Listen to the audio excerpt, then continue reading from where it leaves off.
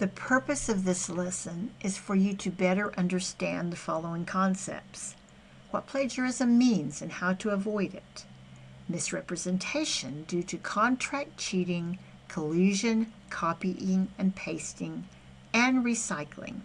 It also demonstrates how to recognize instances of plagiarism and goes over the various consequences of plagiarizing. Do you really know what plagiarism means? You need to understand it because plagiarism is one of the most frequent academic integrity violations. It ranges in severity from blatant plagiarism, where students simply submit entire works that are not their own, for example, a paper they purchased online, to accidental plagiarism, where students really try to do honest work but still accidentally plagiarize. In the end, plagiarism is the misrepresentation of something you did not create as your own work. Let's look at the most common kinds of plagiarism. The most severe form of misrepresentation of something as your own is called contract cheating, which happens every time a person completes an assignment for students and the student then submits it as their own. This kind of plagiarism has the most severe consequences. Contract cheating can happen in 3 ways: submitting a paper from a so-called tutoring service or essay mill for which you paid and representing it as your own; submitting a paper that someone else wrote for you, for example, a friend or a family member, as your own, no matter if you paid for it or not; and even producing a work for a fellow student, with or without being paid, which they then submit as their own. In this case, you are deliberately aiding another student to behave fraudulently, and both of you will be subject to disciplinary action. Another form of plagiarism is working with others on an assignment that is supposed to be your individual work. This kind of plagiarism is called collusion and includes working on individual assignments with a classmate, discussing online quizzes and exams with others, receiving unauthorized help from a tutor or other person to complete assignments, and, in group projects, misrepresenting the individual contributions of the group members. Contract cheating and collusion both defeat the purpose of an assignment. Assignments help instructors evaluate your understanding, so if you don't do your own work, your instructor cannot give a fair evaluation, help you improve your writing, nor give you an accurate grade. By not doing the work yourself, you are also putting yourself in an unfair advantage over your fellow students who put in the effort and do their own work. Lastly, any kind of plagiarism makes your own education less effective and valuable, as you will not improve your skills and your credentials don't end up having any value. What is the difference between collaboration and collusion? Is working with other students always cheating? Often your classes will encourage collaboration on projects, but collusion is plagiarism. Collusion means working together with others, although explicitly being told to work individually. This practice is not acceptable and an academic integrity violation. Collaboration means working together on an assignment as a group, as explicitly permitted or required by your instructor.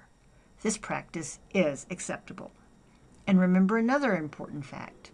In group work, you must clearly indicate what part is the group's work and what parts are your own individual contributions. Wait! When you work on a research project, you are encouraged to use information from other sources to support your arguments. As long as you quote, paraphrase, or summarize properly and cite your sources, you are not plagiarizing. However, copying and pasting whole chunks of information is poor scholarship and does not reflect any learning or understanding on your part. You must learn to analyze, examine and interpret information, then synthesize. Use the research information to create new meaning. Copying and pasting is lazy and will earn you a very poor grade, even if you cite your sources. Not citing your sources is another kind of plagiarism. The first kind of copy and paste plagiarism we will look at is called the clone. That's when you find information online or elsewhere and simply copy it and paste it into your paper without summarizing or paraphrasing and without citing the source. Plagiarism, plain and simple. The second kind of copying and pasting plagiarism you need to understand is called the mosaic. You know how a mosaic is made up of pieces of glass or other materials glued on a surface to create a new piece of art?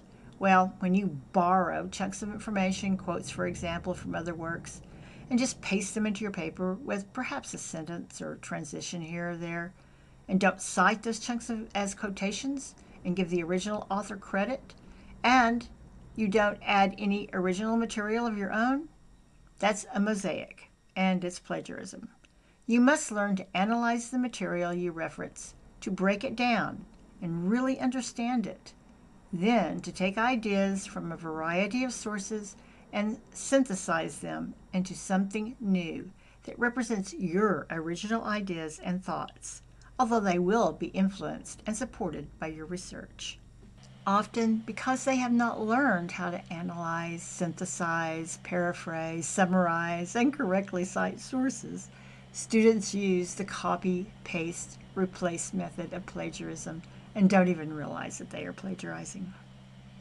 Copying and pasting everything or passages from one or multiple sources without citing, then replacing a few words here and there to make the writing sound a little different, maybe adding a little original thought, but not synthesizing ideas from your research into a new and original essay, is not legitimate research. What if the information is something that everybody knows? In some instances, giving credit is not necessary. When is that? When including information that is generally considered common knowledge. You do not need to cite a source. The common knowledge exception usually includes things like dates, facts, names, and other information easily found in general reference books. For example, the United States was founded in 1776, has 50 states, and sent astronauts to the moon in 1969. Common knowledge exceptions may also apply within a particular group and therefore depends on the expected audience of readers. Be careful what you use as common knowledge, though. When in doubt, go ahead and cite the information. Did you know that you can be accused of plagiarism if you use over 3 consecutive words of someone else's work without citing it as a quotation? You are expected to submit your own work, and that work must be new and original. Let's also look at recycling. No, not taking your Amazon boxes to the curb on trash day. We are talking about recycling your own work from previous classes. You are expected to submit your own work in your college classes, and that work must be new and original to each assignment unless otherwise specified. Recycling is a form of plagiarism called self-plagiarism. It refers to submitting your own previous work, entirely or partially, in another course as new and original. That is not to say that your current research won't be useful in your future academic and professional careers. You learn from every research project you complete, and you will find yourself building on past research if it's relevant to your career plans and interests. You'll become familiar with sources and concepts, and you can always cite yourself too. Just don't rely on yourself as a source too heavily. One way to spot an unreliable source is that they themselves mostly rely on their own work instead of reaching out and integrating other ideas. Recap.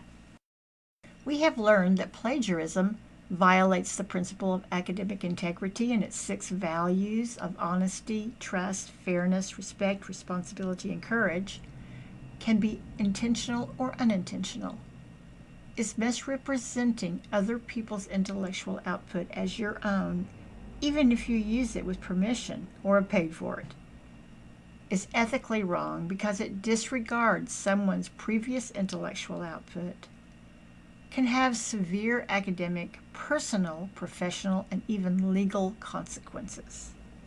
Examples of misrepresentation include contract cheating, collusion, improper copying of words and structures, recycling your own work, and improper quoting and paraphrasing. Intellectual output applies to all works or ideas of others, whether you read them, see them, or hear them. How do your professors know if you're plagiarizing? They are subject specialists and familiar with literature in their field. Instructors will recognize ideas that have been discussed before in vocabulary terms or jargon specific to their area of expertise. So if you don't cite these, they'll know. If your assignment greatly exceeds the subject knowledge of other students in your class, your instructors will notice. They can also spot differences in writing styles. You have your own distinct way of writing, and an instructor can identify what was written by someone else. They will notice if your writing differs significantly from one assignment to another. Developing your skills takes time, so if you suddenly write like a pro, your instructor will notice. They can judge if your writing exceeds your level of study. Writing well takes a lot of practice, so submitting writing as eloquent as a seasoned writer will raise a red flag. They spot check your sources for proper quoting, proper paraphrasing, or accuracy of the citation. They can Google too. If you copied something from the internet, they can find that easily. They may check online tutoring services for uploaded materials. They may use a plagiarism device, such as SafeAssign through Blackboard. Most students attend college classes to learn skills they need to be successful in life. They embrace learning new skills and excelling in their classes. If you are one of these students, you will be glad that plagiarism is condemned because you truly want to learn and you want honest feedback from your instructors so you can grow to be the best you can be. You don't want another student who cheats to make a better grade than you do when you are really trying and improving. Instructors also want students like you to succeed, and that's why they try to stop plagiarism in their classes. Only students who do not take pride in their ethics and learning will be upset if plagiarism is not condoned. Your Comp 1 and Comp 2 classes will teach you how to write essays without cheating.